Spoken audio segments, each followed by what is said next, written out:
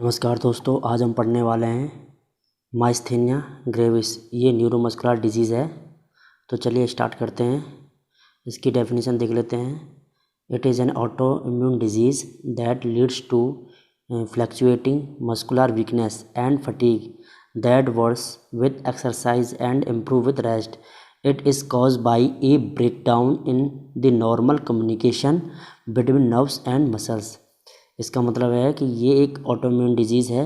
Autoimmune का मतलब होता है जब बॉडी का इम्यून सिस्टम खुद के ही ऑर्गन को जो है डिस्ट्रॉय करना स्टार्ट कर दे, उनके सेल टिश्यू को डिस्ट्रॉय करना स्टार्ट कर दे, उसको अपन ऑटोइम्यून डिजीज़ कहते हैं। तो इसके अंदर जो है मस्कुलर वीकनेस देखने को मिलती है। That worsens with exercise. Myasthenia gravis का पेशेंट जब भी एक्सरसाइज या कोई एक्टिविटी करता है तो उसके अंदर कंडीशन और फटीग बहुत ज़्यादा देखने को मिलता है। That improve with rest. Myasthenia gravis का पेशेंट जो है रेस्ट करेगा तो उसकी कंडीशन सही रहेगी, और अगर कोई मस्कुलर एक्टिविटी करेगा तो उसके जो है साइन एंड सिम्टम्स सीवियर देखने को मिलते हैं। It is cause by breakdown in the normal communication between nerves and muscles. Myasthenia gravis के अंदर जो है नर्व्स और मसल्स के अंदर कम्युनिकेशन ब्रेकडाउन हो जाता है। तो हमने इसके अंदर देखा है कि ये क्या है, माइस्थेनिया ग्रेविस ऑटोइम्यून डिजीज़ है। इसके अंदर मसल वीकनेस देखने को मिलती है, और पेशेंट उसकी कंडीशन वर्स हो जाती है एक्टिविटीज़ के दौरान, और व्यक्ति की जो है रेस्ट करने से कंडीशन में इम्प्रूवमेंट आता है। ठीक है। माइस्थेनिया ग्रेविस जो है वो अफेक्ट करती है यंग वुमन को, 20 से 30 की एज ग्रुप की फीमेल को, और ओल्डर मैन में 60 से 70 एज ग्रुप के पीपल को। कॉजेज में पहला क्या है, it is a autoimmune disease, so antibodies produce by self body destroy the acetylcholine receptor at the neuromuscular junction that cause decreasing the number of functional acetylcholine receptor. तो यहाँ पे समझने वाली बात है, ये एक्सॉन है, ये क्या है, ये एक्सॉन है। यहाँ से ये प्रीसिनेप्टिक न्यूरॉन है, ये पोस्ट सिनेप्टिक न्यूरॉन है। प्रीसिनेप्टिक न्यूरॉन से एसिटाइलकोलिन का रिलीज़ होता है, और ये जाके जो पोस्ट सिनेप्टिक न्यूरॉन के यहाँ पे जो रिसेप्टर है यहाँ से बाइंड होता है, और बाइंड होने के बाद में जो पोस्ट सिनेप्टिक न्यूरॉन पे जो रिसेप्टर है इनको निकोटिनिक रिसेप्टर कहते हैं। इन रिसेप्टर के साथ में एसिटाइलकोलिन अटैच होकर के और इनको स्टिमुलेट करता है, और इसका सिग्नल जाता है सीएनएस के पास में, और सेंट्रल नर्वस सिस्टम जो है कॉन्ट्रैक्शन करता है। इस तरीके से कॉन्ट्रैक्शन होता है। लेकिन माइस्थेनिया ग्रेविस की कंडीशन में ऑटो इम्यून डिजीज़ है। Auto immune disease antibody produce करता है, जो कि निकोटिनिक रिसेप्टर के साथ में एंटीबॉडीज बाइंड कर जाते हैं। इसलिए ECH को, एसिटाइलकोलिन को बाइंड होने के लिए निकोटिनिक रिसेप्टर नहीं मिल पाते हैं। इस कारण से एसिटाइलकोलिन का प्रीसिनेप्टिक न्यूरॉन से पोस्ट सिनेप्टिक न्यूरॉन में जाना नहीं हो पाता है, और मसल का कॉन्ट्रैक्शन नहीं हो पाता। आई होप आप समझ गए होंगे। ऑटोइम्यून डिजीज वो antibodies produce by self body destroy the acetylcholine receptor at the neuromuscular junction that cause decreasing the number of functional acetylcholine receptor. जैसा कि मैंने कहा, इम्यून सिस्टम जो है एंटीबॉडी रिलीज करता है, जो कि एसिटाइलकोलिन रिसेप्टर, जिनका हम निकोटिनिक रिसेप्टर भी कहते हैं, जो कि पोस्ट सिनेप्टिक न्यूरोमस्कुलर जंक्शन में पाए जाते हैं। वहाँ पे जाकर के एसिड जो है एंटीबॉडीज बाइंड हो जाते हैं। इसलिए एसिटाइलकोलिन को बाइंड होने के लिए जगह नहीं मिल पाती है। इस कारण से मसल का जो है कॉन्ट्रैक्शन है वो नहीं हो पाता है, और मस्कुलर वीकनेस देखने को मिलती है। दूसरा इसका कारण है insufficient secretion of acetylcholine. Acetylcholine का इनसफिशिएंट सिक्रेशन होना भी इसका एक दूसरा कारण है। नेक्स्ट हम तीसरा इसका कारण देखते हैं, excessive secretion of cholinesterase enzyme. Cholinesterase enzyme क्या होता है, ये एक ऐसा एंजाइम है जो कि डिस्ट्रॉय करता है एसिटाइलकोलिन को। एसिटाइलकोलिन को डिस्ट्रॉय कौन करता है, कोलिनेस्टेरेज एंजाइम।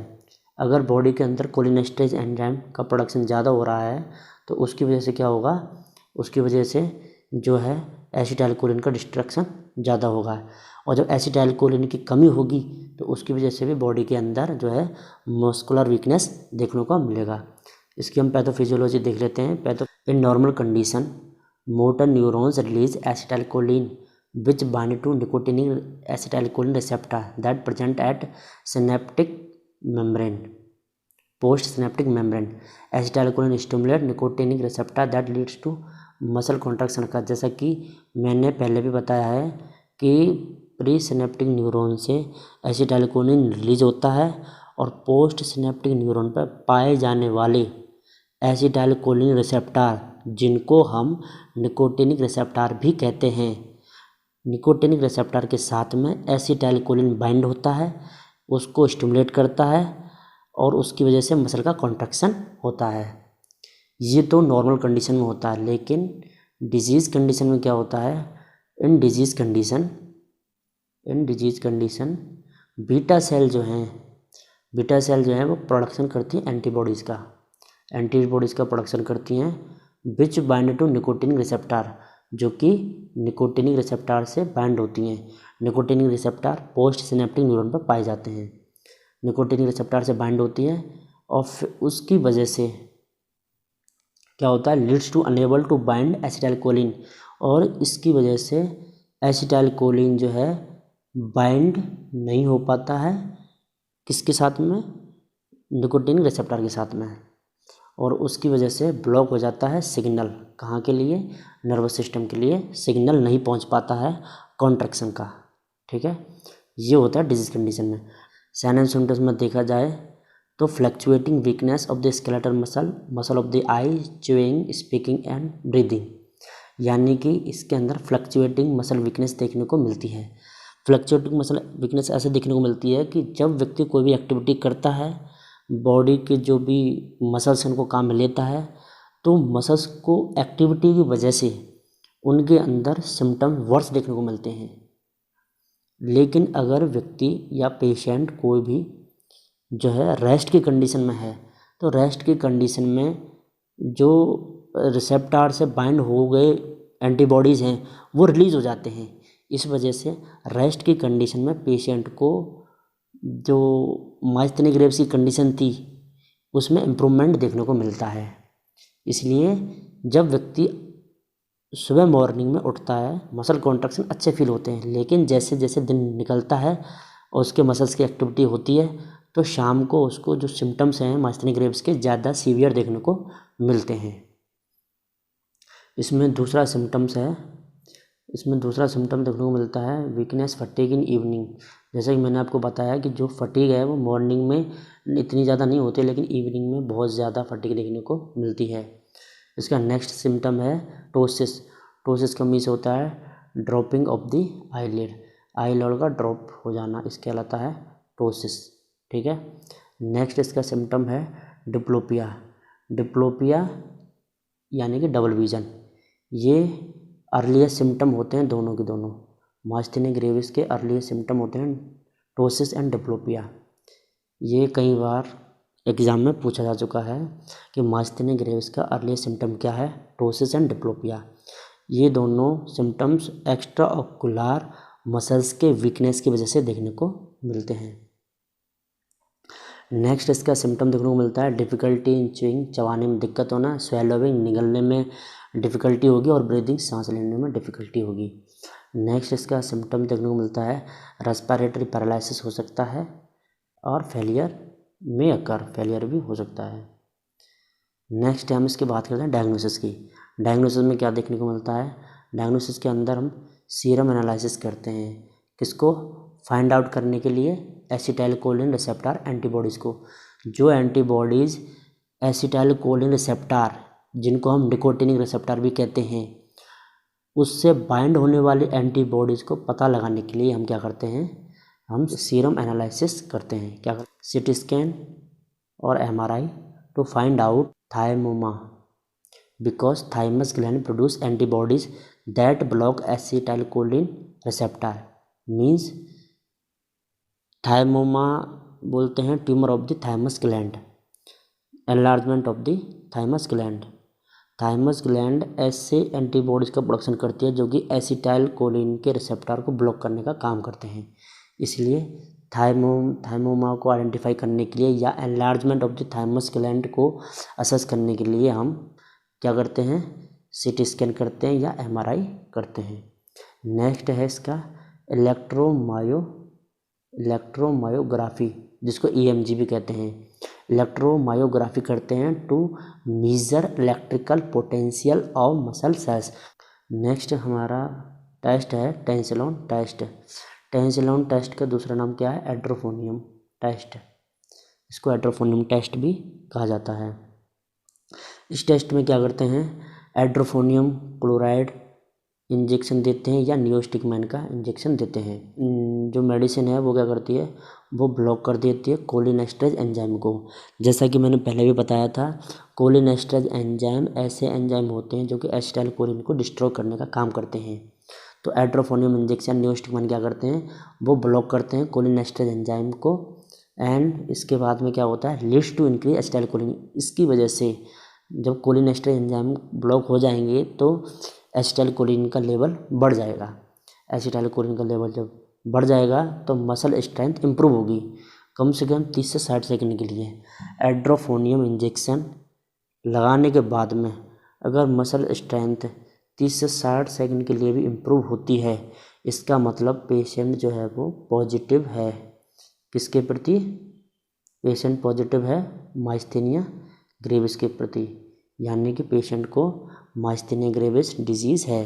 अगर एड्रोफोनियम इंजेक्शन लगाने के बाद में पेशेंट की कंडीशन में बिल्कुल भी इम्प्रूवमेंट देखने को नहीं मिलता है, पेशेंट की जो मसल कॉन्ट्रैक्शन है उसमें बिल्कुल भी इम्प्रूवमेंट देखने को नहीं मिलता है, इसका मतलब पेशेंट क्या है? नेगेटिव है। पेशेंट को माइस्थेनिया ग्रेविस की जो प्रॉब्लम है वो नहीं है। ठीक है, तो ये कहता है कि improve muscle strength 30 to 60 second indicate myasthenia gravis, यानी कि ये पॉजिटिव टेस्ट है। If strength not improve means negative test. If patient condition further decrease indicate cholinergic crisis. अगर एड्रोफोनियम इंजेक्शन लगाने के बाद में पेशेंट की कंडीशन पहले से ज़्यादा जो है ख़राब हो जाती है तो इसका मतलब क्या है? ये इंडिकेट करता है कोलिनर्जिक क्राइसिस को, यानी कि एड्रोफोनियम इंजेक्शन का डोज जो है वो ओवर हो चुका है। ओवरडोज होने की वजह से जो है कोलिनर्जिक क्राइसिस देखने को मिलता है। अगर पेशेंट में कभी भी कोलिनर्जिक क्राइसिस की कंडीशन हो तो हमें बेड साइड एट्रोपाइन सल्फेट का इंजेक्शन तैयार रखना चाहिए, क्योंकि एट्रोपाइन सल्फेट क्या होता है? एंटीडोट होता है एसिटाइलकोलिन का। इसलिए जब भी हम एड्रोफोनियम टेस्ट करें या टेंसिलॉन टेस्ट करें तो हमें साथ में एंटीडोट एट्रोपाइन सल्फेट रखना चाहिए, ताकि अगर कोलिनर्जिक क्राइसिस की कंडीशन हो तो हम पेशेंट को जो है क्राइसिस होने से बचा सकें। नेक्स्ट है इसका ट्रीटमेंट। जैसा कि मैंने बताया था, इसका सबसे बड़ा कारण क्या होता है? एक तो कारण होता है एंटीबॉडीज़ का प्रोडक्शन। ऑटोइम्यून डिजीज़ है, एंटीबॉडी का प्रोडक्शन होगा तो हमें क्या एंटीबॉडी नहीं बने उसके लिए इम्यून सिस्टम को सप्रेस करना है। तो इम्यून सिस्टम को सप्रेस करने के लिए हमें क्या है? इम्यूनो सप्रेसेंट ड्रग देनी होगी। कौन से? स्टेरॉइड देनी होगी और एजाथियोप्राइन देनी होगी। ठीक है, और दूसरा हमने कारण बताया था कोलिनेस्टरेज एंजाइम। कोलिनेस्टरेज एंजाइम क्या करता है? एसिटाइलकोलिन को डिस्ट्रॉय करता है, इसलिए हमें एसिटाइलकोलिनेस्टरेज इनहिबिटर ड्रग्स देनी होंगी। क्या देनी होंगी? कोलिनेस्टरेज एंजाइम को डिस्ट्रॉय करने के लिए एसिटाइलकोलिनेस्टरेज इनहिबिटर ड्रग देनी होंगी, जिसमें एग्जाम्पल है पायरिडोस्टिकमाइन और नियोस्टिकमाइन। पायरिडोस्टिकमाइन एंड नियोस्टिकमाइन ये इसकी ड्रग ऑफ चॉइस भी कहलाती हैं। माइस्थेनिया ग्रेविस के ड्रग ऑफ चॉइस क्या है? नियोस्टिकमाइन। ड्रग ऑफ चॉइस क्या है? नियोस्टिकमाइन। कई बार एग्जाम में पूछा जा चुका है। नेक्स्ट, इसमें हमने बताया था कि थाइमस जो ग्लैंड है वो एनलार्ज हो जाती है और वो ऐसे एंटीबॉडीज़ को ट्रिगर करती है जिसकी वजह से एसिटाइलकोलिन को डिस्ट्रॉय किया जा सके, ऐसे एंटीबॉडीज़ का प्रोडक्शन करती है। तो इसलिए हमें क्या इसके ट्रीटमेंट के लिए थाइमोक्टोमी करनी चाहिए, यानी कि removal of the thymus gland. और नेक्स्ट है माइस्थेनिया क्राइसिस। अगर माइस्थेनिया क्राइसिस की कंडीशन अकर हो तो उसमें क्या क्या देखने को मिलता है? माइस्थेनिया क्राइसिस की कंडीशन क्या है? सीवियर कॉम्प्लिकेशन होती है, कैन भी लाइफ थ्रेटनिंग, जानलेवा हो सकती है। इसमें रेस्पिरेटरी फेलियर हो सकता है। किसमें? माइस्थेनिया क्राइसिस के अंदर। अगर पेशेंट के अंदर माइस्थेनिया क्राइसिस की कंडीशन हो तो पेशेंट में हमें नॉन इन्वेजिव वेंटिलेशन तैयार रखना होगा, जिसको हम क्या बोलते हैं? बाईपैप। ठीक है, और इसके अलावा हमें बेड साइड में tracheostomy tube, intubation tube, laryngoscope, ventilation, oxygen cylinder साथ में रखना चाहिए, ताकि पेशेंट के कभी भी रेस्पिरेटरी अरेस्ट हो तो हम पेशेंट को ईटी ट्यूब से इंट्यूबेट करके वेंटिलेशन इस्टेब्लिश कर सकें। नेक्स्ट है इसमें immuno modulatory therapy. Immuno modulatory therapy में हम देंगे आईवी इम्यूनोग्लोबुलिन्स। क्या देंगे? आईवी इम्यूनोग्लोबुलिन्स देंगे। प्लाज्मा एक्सचेंज थेरेपी देंगे। प्लाज्मा एक्सचेंज थेरेपी क्यों? क्योंकि एंटीबॉडीज़ का प्रोडक्शन हो रहा है, इसलिए हमें उसको प्रेस करके दूसरी जो है प्लाज्मा एक्सचेंज कर देनी चाहिए ताकि पेशेंट की कंडीशन में इम्प्रूवमेंट हो सके। इसमें है नेक्स्ट है advice to take medication 30 minutes before meal with milk to reduce GIT irritation. खाना खाने से 30 मिनट पहले दवाई ले लेनी चाहिए, वो भी मिल्क के साथ में, ताकि जीआईटी इरिटेशन ना हो। ठीक है। इसमें नेक्स्ट पॉइंट है over medication cause cholinergic crisis, so always keep emergency equipment at bed side. ठीक है।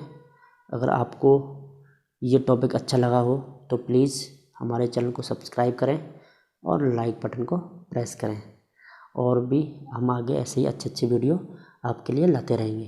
Thank you.